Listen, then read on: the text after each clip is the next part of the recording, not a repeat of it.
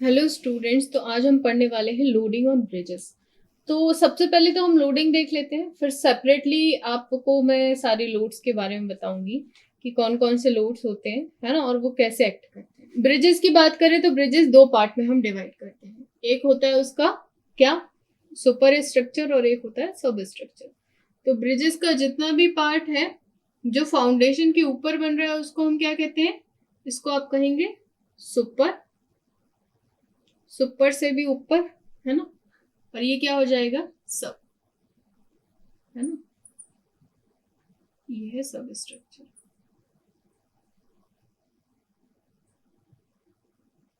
तो super structure और सब स्ट्रक्चर। अब देखो इसमें लोडिंग कौन कौन सी आती है। तो सबसे पहले इसमें आता है आपका डेड लोड। तो डेड लोड के बाद सेकंड आता है आपका लाइव लोड। थर्ड आता है आपका इम्पोज लोड। फोर्थ आता है आपका अर्थक्वेक लोड। फिफ्थ आता है आपका विंड लोड। अच्छा, अब अभी जो हम पढ़ने वाले हैं वो पढ़ने वाले हैं डेड लोड को सबसे पहले। अब ये डेड लोड क्या होता है, देखो ये जो मैंने यहाँ पे बताया कि ये सुपर स्ट्रक्चर है, ये सब स्ट्रक्चर है।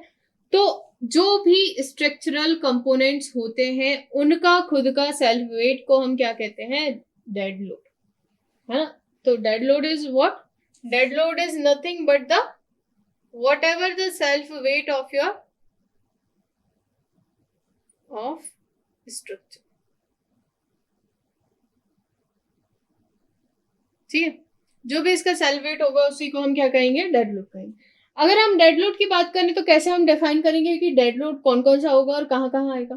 तो जब हम सुपर स्ट्रक्चर को देखते हैं तो सुपर स्ट्रक्चर में आने वाला सारा का सारा लोड हम डेड लोड कहते हैं।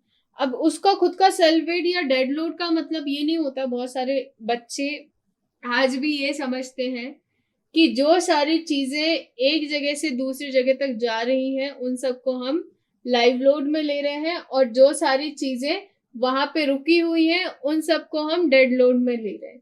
मगर डेड लोड कहाँ आता है, जो भी फंक्शनैलिटी इसका स्ट्रक्चर की, जो भी फंक्शनैलिटी मेन फंक्शनैलिटी में काम आ रहा है उस सब की लोडिंग को हम कहते हैं डेड लोड। जैसे कि अगर मैं इसमें बात करूं तो यहाँ पे क्या क्या आ जाएगा, इसका जो भी कॉलम होगा, है ना, वो भी उसका खुद का सेल्फ वेट। इसमें आने वाली बीम,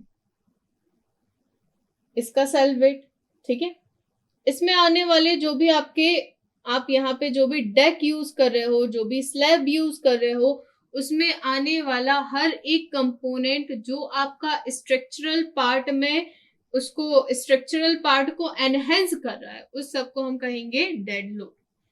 अब इसके अलावा अगर हम लाइव लोड की बात करें तो लाइव लोड क्या होता है, ये एक नॉर्मल बाइफरगेशन दे रही हूं, है ना। देखो डेड लोड को कैलकुलेट भी कर सकते हैं। डेड लोड को अगर आपको कैलकुलेट करना है तो जब हम डिजाइनिंग करते हैं तो सबसे पहले ये सारे लोड लेते हैं जिसमें सबसे पहला होता है आपका डेड लोड। तो डेड लोड को अगर कैलकुलेट करना है तो डेड लोड को कैलकुलेट करने के लिए जितने भी हॉरिजॉन्टल और वर्टिकल कंपोनेंट्स है ना, जो भी हॉरिजॉन्टल और वर्टिकल कंपोनेंट्स हैं जो भी आपकी डिजाइनिंग में काम आने वाले हैं उन सबको आप क्या कहोगे, उन सबको डेड लोड में लोगे। अच्छा, इसमें अगर हम डेड लोड में बात करें तो अगर कोई यहाँ पे हमने मान लीजिए फ्लोर यहाँ पे करा है तो फ्लोर फिनिशिंग लोड को आप अलग से कैलकुलेट करोगे, है ना। अब जब आप फ्लोर फिनिशिंग लोड करोगे तो उसको अलग से, अगर कोई ऐसा मेंबर दे रहे हो जो खाली it's not having any use और इन स्ट्रक्चरल मेंबर, तो उसको भी हम लाइव लोड में कैलकुलेट करेंगे, डेड लोड में कैलकुलेट नहीं करेंगे। अगर हम डेड लोड का कैलकुलेशन करना चाहते हैं तो देखो अलग अलग, जैसे कि अगर हम डेड लोड को बेसिकली अगर आप कैलकुलेट करना चाहते हो तो डेड लोड को बेसिक डेड लोड कैलकुलेट करने का बहुत सिंपल फॉर्मूला होता है। सबसे पहला जो भी बीम का साइज है ना, तो इसका हम क्या करते हैं, हम इसका वॉल्यूम निकाल लेते हैं, वॉल्यूम इंटू डेंसिटी कर देंगे। अगर आपको डेड लोड फाइंड करना है तो डेड लोड कैसे फाइंड करोगे, जो भी इसका वॉल्यूम है इसको मल्टीप्लाई कर दो डेंसिटी से। तो हर एक अलग अलग एलिमेंट, जितने भी कॉलम है, जितने भी बीम है, जो भी आपकी डेक है, इस सबको आप ऐसे ही कैलकुलेट करोगे। एक फॉर्मूला तो ये हो गया जो आप कन्वेंशनली यूज कर सकते हैं। दूसरा फॉर्मूला आपका होता है कि अगर आपको यहाँ पे लोडिंग कैलकुलेट करना है तो उस लोडिंग को कैलकुलेट करने के लिए आप क्या करोगे, इसका एक फॉर्मूला यूज करोगे। अगर हमें लोड को हम P से भी दिखा सकते हैं, इसको हम फोर्स से भी दिखा सकते हैं, है ना। अभी मैं यहाँ पे P से दिखा रही हूँ, तो यहाँ पे मैं क्या करूंगी, यहाँ पे मैं कर दूंगी W into L R which should be divided by 2CR minus L, है ना। तो यहाँ पे क्या है, आपका W क्या है, ये जो W है ये आपका वेट बता रहा है कि कितना डेड लोड आ रहा है आपके बीम पे, ठीक है।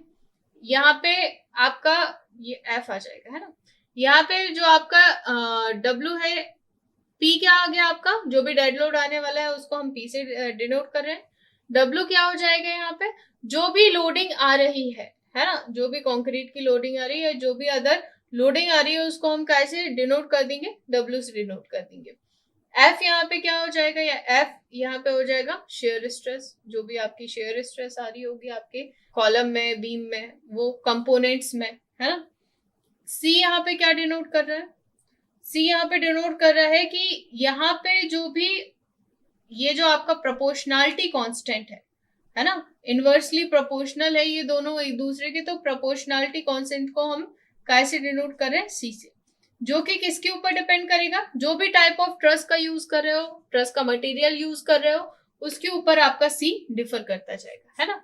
यहाँ LR क्या है, जो भी आपकी स्पान की लेंथ होगी, effective length of your span is show, it could be shown by LR।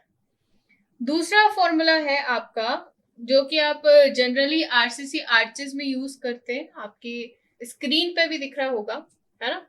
तो यहाँ पे जो आपको स्क्रीन पे आपका जो फॉर्मूला दिख रहा है 16.4 CL, तो यहाँ पे हमने लोड को, डेड लोड को W से डिनोट कर दिया, है ना। W is your dead load and C is your वही same proportionality constant and L is your length, whatever the length you are going to be take. अब देखो इसमें RCC, जब हम RCC लोड की या स्लैब की बात करते हैं तो इसमें टी बीम भी आती है ना। कई जगह ऐसा होता है कि हम टी बीम स्ट्रक्चर देते हैं, जैसे कि यहाँ पे बीम आ रही है, उसके बाद कुछ इस तरीके का अगर आप स्पान बना रहे हैं तो वहां पे हम टी बीम स्ट्रक्चर देते हैं। तो टी बीम स्ट्रक्चर के लिए अलग फॉर्मूला है, जैसे कि आप आपके स्क्रीन पे देख रहे हैं, है ना। और अगर आप सिंपल RCC बीम का यूज कर रहे हो, मान लो ये टी बीम का यूज नहीं कर रहे, सिंपल ये RCC बीम है ना, तो RCC बीम के लिए आपका फॉर्मूला अलग हो जाएगा। तो RCC बीम के लिए अलग होगा, टी बीम के लिए अलग होगा। तो ये सारे फॉर्मूलेस का यूज करके भी आप कैलकुलेशन कर सकते हो आपके डेड लोड की। और जनरली कॉमनली जो डेड लोड का कैलकुलेशन करने का तरीका वो क्या है, volume into density. Volume into density से आपका जो भी लोड है वो कैलकुलेट हो जाएगा, है ना। Thank you for watching, I hope कि आपको समझ आया होगा।